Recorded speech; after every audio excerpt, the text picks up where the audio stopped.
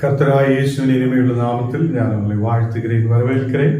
இன்னைக்கும் தேவனுடைய வார்த்தையுமாய் உங்களோடு கூட ஆயிருக்க கர்த்தர் கிருபை செய்திருக்கிறார். அவர் நம்மை ஆசீர்வதித்து வழி நடத்துத தேவன். நாம் ஜெபிக்கலாம். தேவனே, பரிசுத்த பிதாவே, இந்த ராத்திரி வேளையிலப்பா உம்முடைய வசனங்களை தியானிக்க நீர் எங்களுக்கு கிருபை செய்திருக்கிறதுக்காக ஸ்தோத்திரம். தேவனே, இன்னைக்கு கடந்து வந்திருக்கிற எல்லா மக்களையும் நீர் ஆசீர்வதித்து பலப்படுத்தும். ஆண்டவரே, நாங்கள் வசனங்கள் தியானிக்கும் போது அந்த வசனங்களை புரிய, அந்த வசனத்தின்படி முன்னாடி கடந்து செல்ல நீர் கிருபை செய்ததுக்காக ஸ்தோத்திரம். ஆண்டவரே, இந்த நாடுகளில் அப்பா எங்களை பாதுகாத்து வழி நடத்தி இதுவரையிலும் நீ நடத்தி கிருபைக்காக நன்றியோடு ஸ்தோத்திரிக்கிறேன். தேவனே, எல்லா குடும்பங்களையும் நீர் ஆசீர்வதித்து ஆண்டவரே தேசத்தில் நீர் கர்த்தாவே ஆரோக்கியத்தோடு விடுதலோடு சௌக்கியத்தோடு நீர் வழி நடத்துத கிருபைக்காக ஸ்தோத்திரம். உலக சமாதானத்துக்காக ஜெபிக்கிறேன். அதே மாதிரி எங்கள் தேசத்துக்காக ஜெபிக்கிறேன். எல்லா இடங்களிலும் சமாதானம் உண்டாக, மக்கள் ஐக்கியத்தோடு அன்போடு சமாதானத்தோடு முன்னாடி கடந்து செல்ல நீர் கிருபை செய்ததுக்காக ஸ்தோத்திரம்.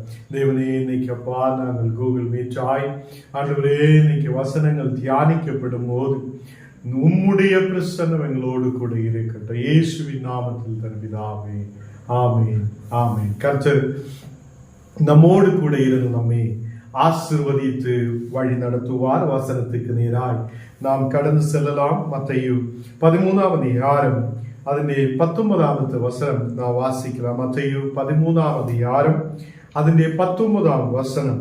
ஒருவன் ராஜ்யத்தின் வசனத்தை கேட்டும் உணராதிருக்கும் போது பொல்லாங்கன் வந்து அவன் இருதயத்தில் விதைக்கப்பட்டதையே பறித்து கொள்ளுகிறான்.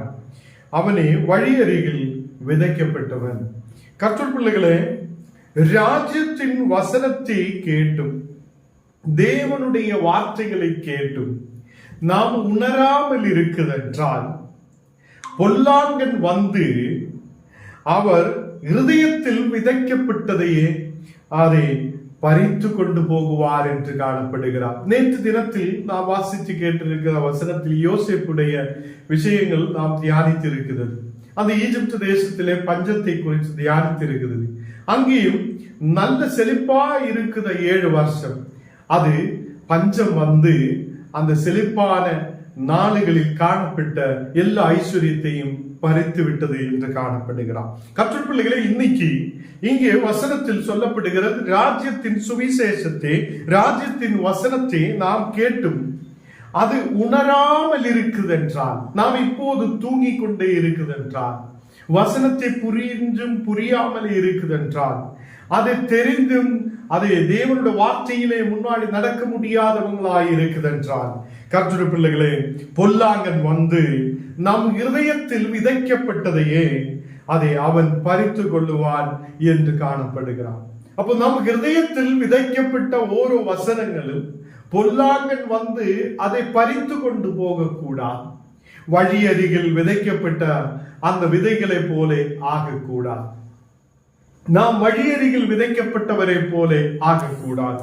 கர்த்தர் பிள்ளைகளே, தேவனுடைய ராஜ்யத்தின் சுவிசேஷத்தையும் அவருடைய வசனத்தையும் நாம் கேட்டிருக்கும் போது நாம் உணர்ந்திருக்கிற மக்களாய் காணப்படணும். தேவனுடைய வசனத்தில் விசுவாசம் உள்ளவராய், அந்த வசனத்திலே முன்னாடி நடக்கிறவங்களாய் நாம் காணப்படணும். நம்முடைய ஹிருதயத்தில் விதைக்கப்பட்ட ஒவ்வொரு வசனங்களும் அது 100 மேனி பலம் உள்ளதாய் அதை நமக்கு காணப்படணும். இங்கே கர்த்தர் பிள்ளைகளே, இந்த வசனம் நாம் கேட்கிறார். அநேக நாளுகளாய் வசனம் கேட்கிறார். சபையில் போகும்போது கேட்கிறார், டிவியிலும் பார்க்கிறார், கூகுள் மீட்டில் வருகிறார், அங்கே இங்கே எல்லா கன்வென்ஷன் மீட்டிங்களில் எல்லா இடத்திலும் நாம் தேவனுடைய வசனத்தை கேட்கிறார். இந்த வசனம் கேட்டு கேட்டு நாம் உணராமல் இருக்குதென்றால் பொல்லாங்கன் நம் இருதயத்தில் விதைக்கப்பட்ட எல்லா வசனத்தையும் பறித்து கொண்டு போகுவார். அது பின்னே முளைத்து வர மாட்டேன். அந்த விதை நம்முடைய வாழ்க்கையில் ஒரு ஆசீர்வாதமாய் மாற மாட்டேன். நம்முடைய வாழ்க்கையில் அந்த விதை நல்ல ஒரு பலனை கொடுக்காமல் காணப்படுவேன். விதைத்த அந்த விதையை பொல்லாங்கன் வந்து பறித்து கொண்டு போகும்போது அது முளைத்து வர முடியாது காணப்படுகிறது. அதே பிள்ளைகளே, அது சிலது முளைத்தாலும் வளர முடியாத சூழ்நிலையாய் காணப்படுகிறது. இன்னைக்கு நாம் வசனங்களை கேட்கும் போது நம் ஹிருதயத்திலே அந்த வசனங்கள் அது நல்ல பலனை கொடுக்கிறதாய், அது வளருவதாய் நமக்கு அந்த வசனங்கள் மாற்றப்படணும். இங்கே 20வது வசனம் வாசிக்கும் போது, கல்பாறையில் விதைக்கப்பட்டவன் வசனத்தை கேட்டு உடனே அதை சந்தோஷத்தோடு ஏற்றுக்கொள்ளுகிறவன் என்று காணப்படுகிறான். கர்த்தருடைய பிள்ளைகளே, கல்பாறைகளில் விதைக்கப்பட்ட விதை, அந்த கல்பாறைகளில் விதைக்கப்பட்டவன் வசனத்தை கேட்கிறான், அவன் உடனே சந்தோஷத்தோடு அந்த வசனத்தை ஏற்றுக்கொள்ளுகிறான் என்று காணப்படுகிறான். கர்த்தருடைய பிள்ளைகளே, இங்கே கல்பாறையில் விதைக்கப்பட்டவன் வசனம் கேட்கிறவனாயிருக்கிறான், அவன் சந்தோஷத்தோடு அந்த வசனத்தை ஏற்றுக்கொள்ளுகிறவனாய் இருக்கிறான். ஆகிலும் தனிக்குள்ள வேறில்லாதவனாய் கொஞ்ச காலம் மாத்திரம் நிலைத்திருப்பான் என்று காணப்படுகிறான். நமக்கு வசனம் நாம் கேட்கிறார், வசனத்தின்படி நடக்க விரும்புகிறார், அதை சீக்கிரத்தில் ஏற்றுக்கொண்டாலும் நமக்கு வேறில்லாததினாலே அந்த விதை முளைத்து முன்னாடி வரும்போது வேறு போகிறதுக்கு முடியதில்லை. எதற்கென்றால் கல்பாறையாய் இருக்கிற இடம், அந்த கல்பாறையாய் இருக்கிற இடத்தில் அது வேறில்லாதனாலும் கொஞ்சம் காலம் மாத்திரம் நிலைத்திருப்பான் என்று காணப்படுகிறான். எப்போதும் நிலைத்திருக்க முடியாது, வேறு கீழே போக முடியாது. அப்படி இருக்கிற சூழ்நிலை வரும்போது கொஞ்ச காலம் மாத்திரம் நிலைத்திருக்கிற மக்களாய் காணப்படும். தேவ பிள்ளைகளே, நான் வசனத்தை கேட்கிறார், வசனத்தை சந்தோஷத்தோடு ஏற்றுக்கொள்ளுகிறார், நமக்கு வேறு இல்லாததினாலே அதை கொஞ்ச காலத்திற்கு மட்டும் நிலைத்திருக்கிறவராய் இந்த கற்பாறையின் மேல் விழுந்த விதை காணப்படுகிறது. இங்கே வசனத்தில் பார்க்கும்போது உபத்திரவமும் துன்பமும் உண்டான உடனே இடர்தல் அடைவான் என்று காணப்படுகிறார். கற்பாறை மேல் விதைக்கப்பட்டவன் என்ன செய்யும்? அவன் உபத்திரவம் வரும்போது, அதே துன்பங்கள் வரும்போது, கஷ்டங்கள் வரும்போது, பலவீனதைகள் வரும்போது அவனுக்கு நிலைத்து நிற்க முடியாதவனாய் காணப்படும். கர்த்தருடைய பிள்ளைகளே, ஞானும் நீங்களும் மேலான எருசலேமுக்கு நேராய் கடந்து வந்திருக்கிறார். மேலான எருசலேமில் நாம் கடந்து வந்திருக்கும் போது துன்பமோ கஷ்டமோ பலவீனமோ கண்ணீரான சூழ்நிலைகளோ வந்தாலும் என் இயேசு என்னை விடுவிப்பார் என்றுள்ள விசுவாசம் நமக்கு இருக்கிறது. என்றால் நாம் பாவத்துக்கு அடிமை அல்ல, நாம் மனிதர்களுக்கு அடிமை அல்ல, நாம் இந்த உலகத்துக்கு அடிமை அல்ல. இப்போ மேலான எருசலேமுக்கு நேராய் இயேசு நம்மை கொண்டு வந்திருக்கிறது. கர்த்தருடைய பிள்ளைகளே, வேறில்லாதவனாய் காணப்பட்ட நாடுகளில் ஞானம் நீங்களும் வளர முடியாது இருக்கிற சூழ்நிலையில் தேவன் அதை கர்த்தராகிய இயேசு கிறிஸ்து நமக்காக அவர் சிலுவையிலே பாடுபட்டிருக்கிறார். தேவ பிள்ளைகளே, உபத்திரவமோ துன்பமோ பிரச்சனைகளோ நம் வாழ்க்கையில் வரும்போது விசுவாசத்தை விட்டு விடுதவங்களாய் அல்ல. நாம் ஏதோ தேவனுடைய ஆலயத்தில் கடந்து போக மாட்டேன், நான் ஆராதிக்க மாட்டேன், நான் தேவனை தொழுது கொள்ள மாட்டேன் என்று சொல்லுதவராய் அல்ல. என்ன வந்தாலும் நான் தேவனையே சார்ந்திருப்பேன் என்றுள்ள விசுவாசத்தோடு நாம் முன்னாடி கடந்து செல்த மக்களாய் இருக்கட்டும். இயேசு கிறிஸ்து நமக்கு வேறாய் இருக்கிறது. இயேசு கிறிஸ்து நமக்கு ஒரு திராட்சை செடியாய் அவர் இருக்கிறது, நாம் அவரில் கிளைகளாய் இணைக்கப்பட்டிருக்கிறது. தேவ பிள்ளைகளே, இந்த கற்பாறையில் விதைக்கப்பட்டவன் வசனம் கேட்கிறான், அவன் வசனத்தை ஏற்றுக்கொள்ளுகிறான். அந்த வசனம் அதை கேட்டு ஏற்றுக்கொண்டால் கூட ஒரு உபத்திரவமோ துன்பமோ பிரச்சனைகளோ அவன் வாழ்க்கையில் ஏதாவது ஒரு பிரச்சனை வரும்போது நிலைத்திருக்க முடியாதவனாய் காணப்படுகிறான். இங்க 22வது வசனம் வாசிக்கும் போது, முள்ளுள்ள இடங்களில் விதைக்கப்பட்டவன் வசனத்தை கேட்கிறவனாயிருந்தும் உலக கவலையும் ஐஸ்வர்யத்தின் மயக்கவும் வசனத்தை நெருக்கி போடுகிறதுனால் அவனும் பலனற்று போகுவான் என்று காணப்படுகிறது. கர்த்தருக்குள்ளே முள்ளுள்ள இடத்தில் விதைக்கப்பட்டவன் என்ன செய்கிறான்? முள்ளுள்ள இடத்தில் விதைக்கப்பட்டவனும் வசனத்தை கேட்கிறான். அவன் நெருக்கமான சூழ்நிலையில் இருந்தாலும் அந்த வசனத்தை கேட்கிறவனாய் இருக்கிறான். அவனுக்குள்ள என்னென்ன பிரச்சனை இருக்கிறார் என்றால் உலக கவலையால் அவனுக்கு நிலைத்திருக்க முடியாதவனாய் காணப்படும். உலக கவலைகள் நம்மை தேவனில் இருந்து பிரிக்கிறது. உலக கவலைகள், அநேக கவலைகள் இன்னைக்கு நாம் பார்த்திருந்தால் குடும்பத்தை பற்றியுள்ள கவலை, பிள்ளைகளை பற்றியுள்ள கவலை, தேசத்தை பற்றியுள்ள கவலை, அந்த பிரச்சனை இந்த பிரச்சனை சொல்லி நமக்குள்ள கவலைகள், கண்ணீரான சூழ்நிலைகள் நமக்குள்ள வந்து கொண்டிருக்கும். உலக கவலைகளும் நம்மே அதை பலனற்று போகுதவராய் காணப்படும். தேவ பிள்ளைகளே, நம் மேலான எருசலேமுக்கு நேராய் கடந்து வந்திருக்கிற மக்களாய் இருக்கும் போது அங்கே சுயாதீனம் உள்ளவராய் இருக்கும். மேலான எருசலேமில் சுயாதீனம் உள்ளவராய் நாம் காணப்படும். தேவ பிள்ளைகளே, அங்கே உலக கவலை நம்மேல் இல்லை.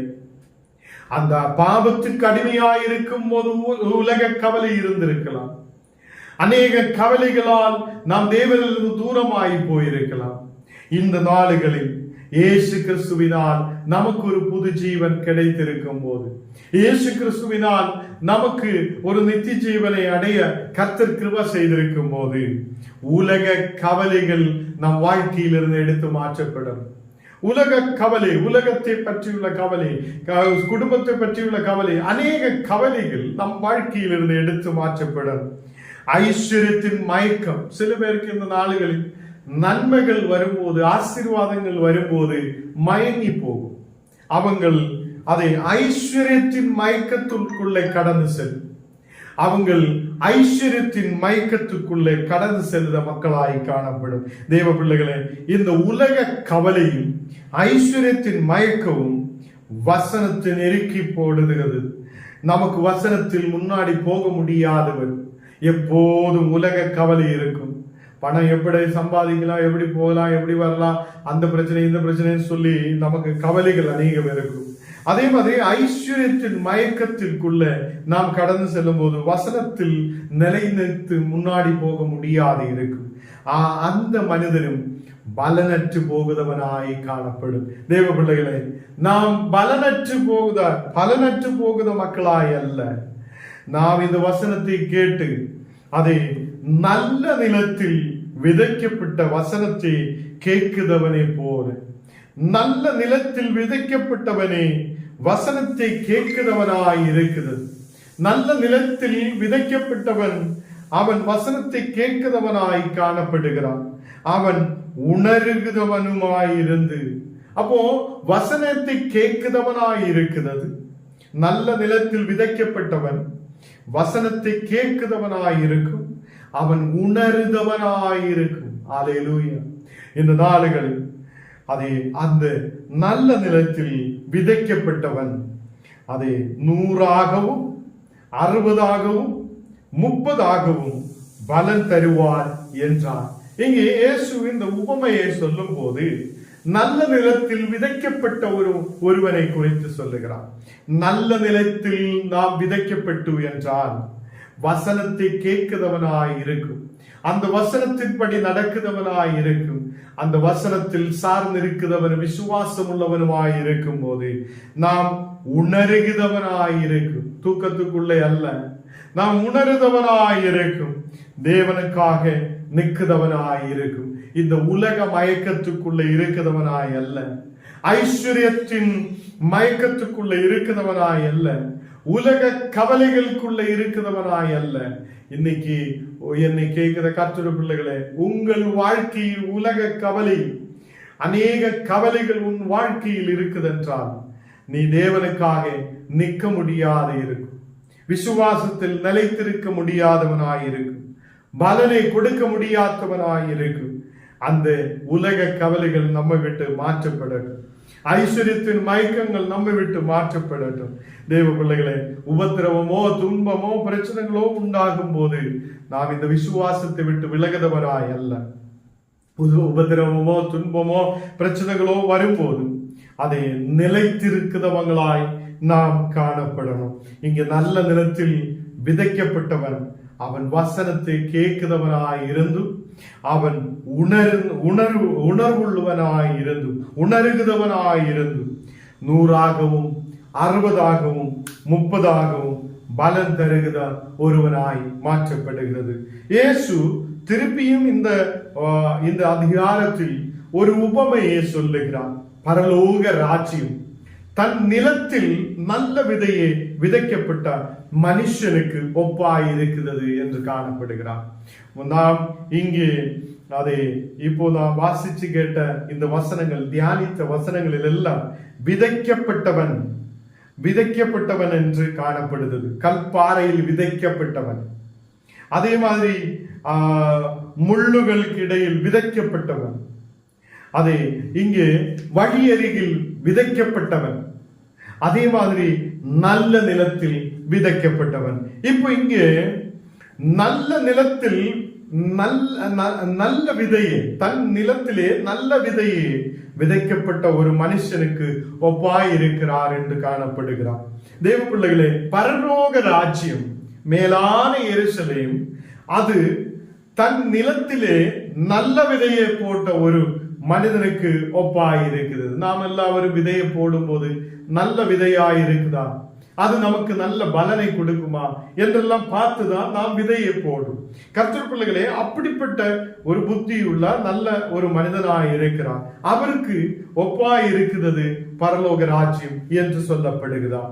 25 வசனம் வாசிக்கும் போது, மத்தேயு 13 அதிகாரம் அதனுடைய 25 வசனம் வாசிக்கும் போது, மனுஷன் நித்ரை பண்ணுகையில் அவனுடைய சத்ரு வந்து கோதம்புக்குள் களையை விதைத்து விட்டு போனான் என்று காணப்படுகிறான். கர்த்தர் பிள்ளைகளே, இந்த மனுஷன் தன் நிலத்திலே நல்ல விதையை போடுகிறான். அவன் கொஞ்சம் நித்திரை பண்ணுகிறான், அவன் தூங்கி விடுகிறான். அவன் தூங்கி விடுற நேரத்தில் நல்லபடியே அவன் தூங்குகிறான். அவனுடைய சத்ரு அங்கே வந்து கோதம்புகளுக்குள்ள களையை கூட விதைத்து விட்டு போகிறான். இந்த மனுஷன் நல்ல விதையை தான் போட்டிருக்கிறான். அவன் நல்லபடி தூங்கிட்டு இருக்கும் போது சத்ரு வந்து அங்கே கோதம்புகளுக்குள்ள களைகளையும் விதைத்து போகிறான். கற்றுப்பிள்ளைகளே, இந்த நாடுகளில் நாம் வசனம் நல்லபடி கேட்கிறான், நாம் நல்லபடியே கவனிக்கிறான்.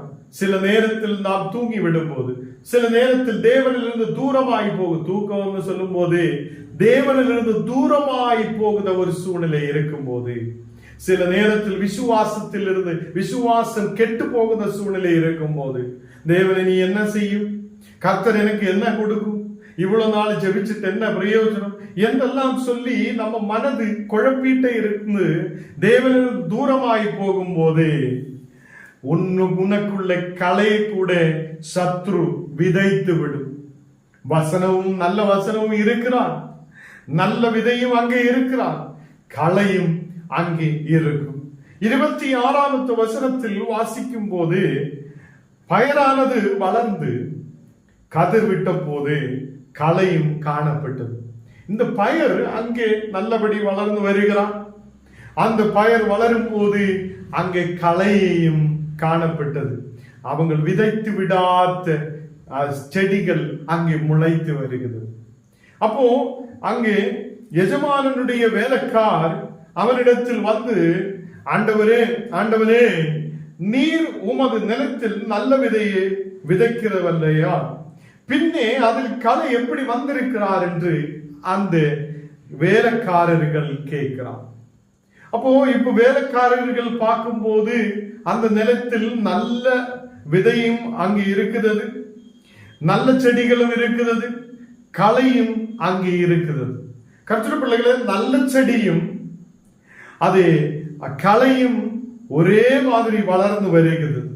அப்போ இந்த வேலைக்காரருக்கு ஒரு சந்தேகம், எங்களுடைய எஜமானன் நல்ல விதை அல்லவா போட்டிருக்கிறது, திருப்பி எப்படி இந்த களை வந்திருக்கிறார் என்று அங்கே கேள்வியை எழுப்புகிறது. 28 வசனம் வாசிக்கும் போது, அதற்கு அவன் சத்ருவானவன் செய்தான் என்றான். அப்போ சத்ருவானவன் இந்த கலையை கொண்டு வந்து போட்டிருக்கிறார் என்று எஜமானனுக்கு தெரிந்திருக்கிறது. அவன் தன் வேலைக்காரோடு சொல்லுகிறான், அதே சத்ருவானவன் வந்து இந்த கலையை போட்டிருக்கிறார் என்றார்.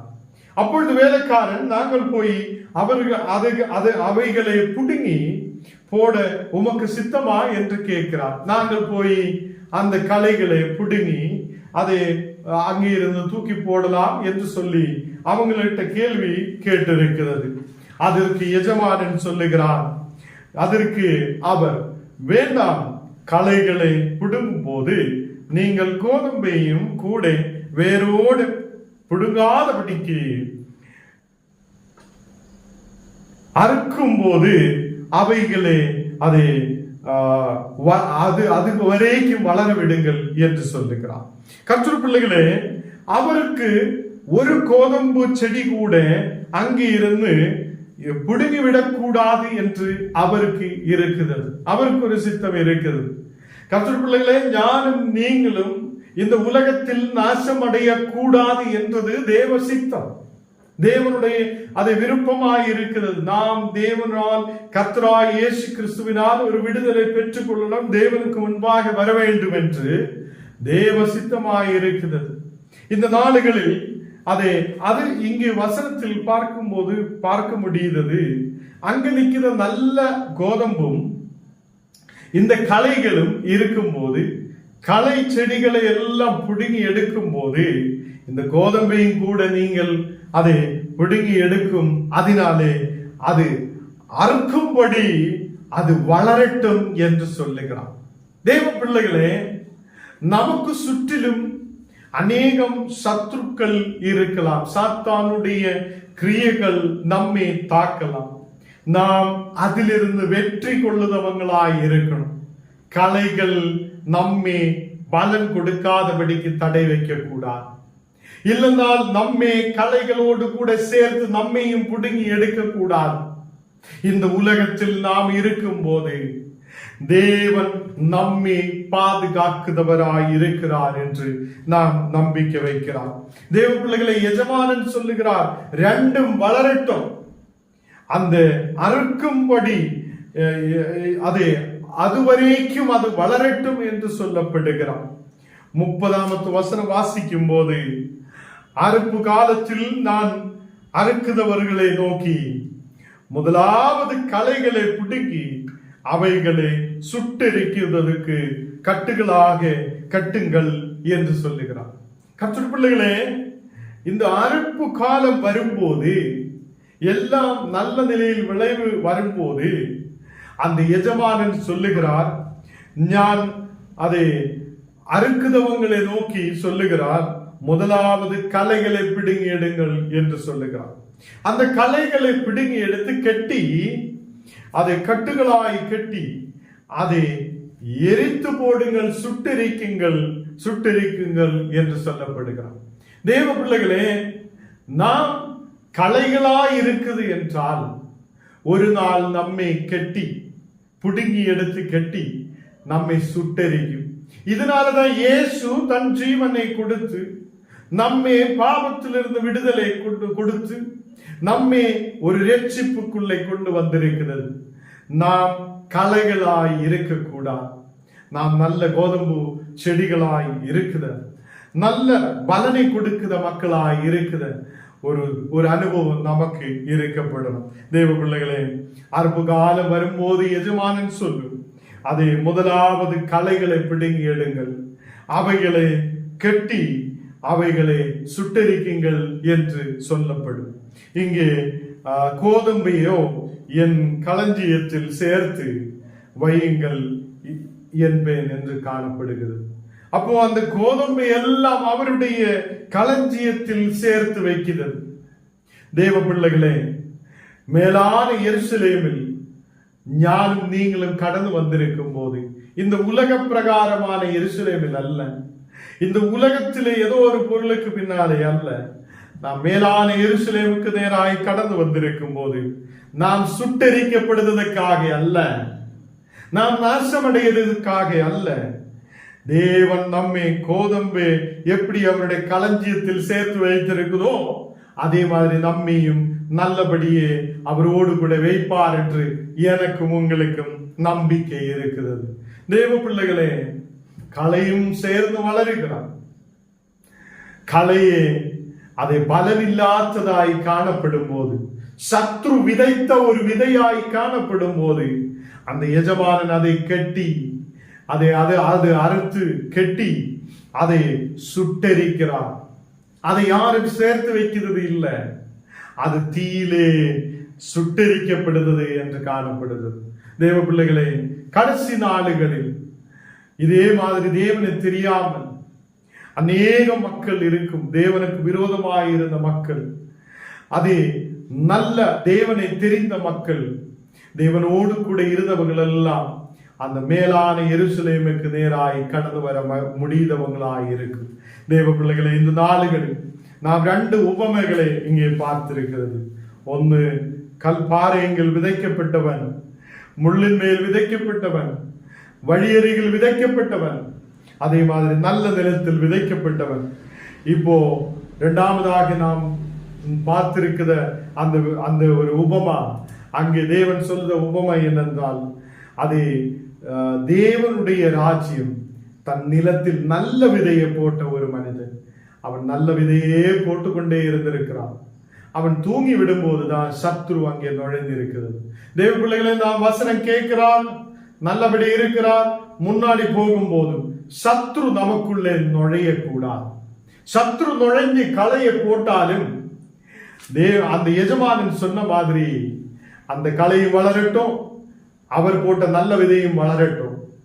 அது வளர்ந்து வரும்போது கடைசி நாளில் அறுப்பு நேரமாக்கும் போது, அறுப்பு காலம் வரும்போது அதை சுட்டெரித்து விடலாம் என்று சொல்லுகிறார். அதை அறுத்து கெட்டி சுட்டெரித்து விடலாம். நல்ல கோதம்பை களஞ்சியத்தில் சேர்த்து வைக்கிறார். நாம் ஜெபிக்கலாம். தேவனே, பரிசுத்த பிதாவே, இந்த ராத்திரி வேளையில் நீர் எங்களோடு கூட பேசி இருக்கிறதுக்காக ஸ்தோத்திரம். தேவனே, இன்னைக்கு கொடுத்த வசனங்களுக்காக ஸ்தோத்திரம். ஆண்டவரே, கடைசி நாளுகளில் ஆண்டவரே, மனிதர்களுடைய வாழ்க்கை எப்படி இருக்கும் என்றும், இந்த நாளுகளில் நாம் மேலான எருசலேமுக்கு நேராய் கடந்து வர வேண்டும் என்றும் நீர் எங்களோடு கூட பேசி இருக்கிறதுக்காக ஸ்தோத்திரம்.